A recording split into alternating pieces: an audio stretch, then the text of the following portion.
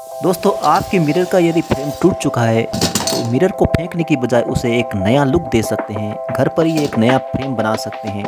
तो आज के वीडियो में आपको इस मिरर को एक नया लुक दे के दिखाऊंगा। वीडियो अच्छा लगे तो अपने यार दोस्तों में शेयर कर देना, लाइक कर देना, हाइप कर देना, चैनल को सब्सक्राइब नहीं किया तो सब्सक्राइब कर देना।